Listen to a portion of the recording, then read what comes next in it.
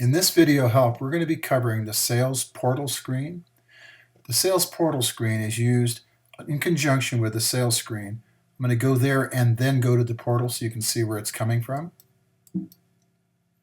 In the sales screen, just as a short recap, as you add a new client and a new record, you would add a new record here by this button to add an invoice for the sales for the client that is currently here, and use the drop down to add the client information. As you add the new information, what it's going to do is it's going to put a locked field in here for the date and the time of the actual transaction. You can edit these two fields here if the invoice has a different time, say like if somebody left for an hour and then came back and completed the invoice, where maybe they just took some of the information of what they wanted to purchase and went and bought some more stuff and then came back, you could put it on the same invoice and then cash them out if you're holding the products. Let's go ahead and look at the line here where the portal actually lives. This is called a portal, multi-line portal, where there's a number of records and you can put as many as you need to in here. And the invoice over here shown here says show print invoice. That is what actually prints the actual invoice. And we'll be covering that later. But as you add a record into this screen, you go to each new record and add it by picking a part number and so forth. If you needed to remove or edit the actual line item, you would click on the icon at the end, and this is where we actually get to see the portal.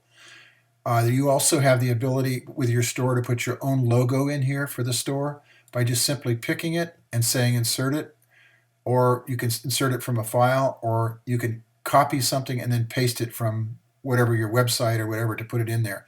It's showed in miniature here, but when you actually see it on the invoice, it's larger. Let's go ahead and go into this portal record just to view it.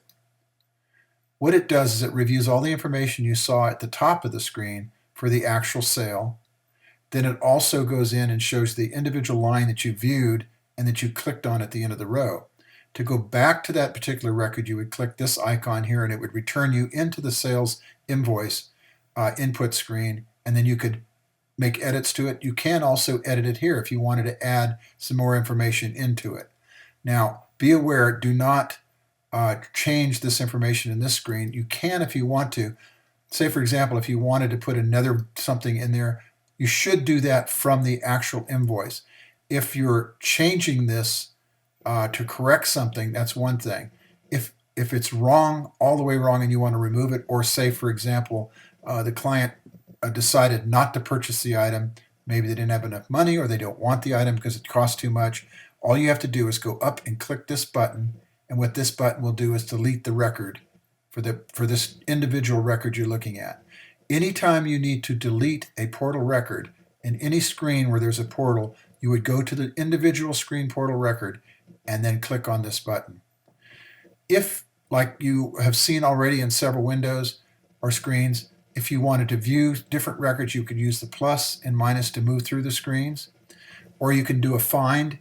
Now, portal records themselves on the other screen where we're at in sales cannot be used in a find, but in this screen they can be. So if you wanted to do a find to see, say for example, how many things John Smith bought over the period of whatever, you can put a date span in there, or just one date, or just take John and put John in there in a find. When you click the find, all the fields would empty out, and you just pick John, and then do the perform find to bring up the records for John Smith.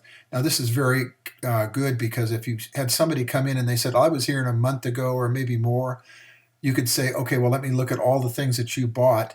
You could either do it on the invoice itself through this data here on the other screen, and then it would bring up all the information as far as all the things that were purchased, and you can either view them in this record for all the records for that person, including all the invoices for this person, or by using the name, or you can pick a date or date span to find just specific records. Okay, if that's clear, you can, once you're done, you want to go ahead and say show all records again, because anything you pick in this screen will reduce the selection in the screens that are related to the portal screen. Not actually on the portal in the sales, but say on a list view or a report. So you want to make sure that you click the show all records again, and that would return all the records back into the database. If you're working on the cloud server and you're working on a browser, you would need to commit the records or revert to close out the record and not save the changes. The other screens up here, you can go to Inventory, Customer, and Main Menu by clicking the buttons at the top of the screen. You can go to the list view from here, which would give you the list view of the products that are on different invoices. You can also go to the purchase screen, or you can go to the sales by product report. These are all included on this screen. The invoice itself is actually a numerical number that sequences. For each new invoice that you put in, this is going to cycle by one. So on the report, when you're looking at the list view of all of the individual screens for sales, you will see those numbers sequencing. Also, there is another report, Sales by Customer, which is going to give you the customer information and show you all the purchases that person made.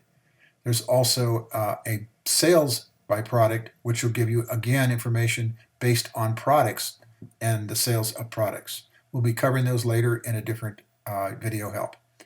Thank you for taking this video help.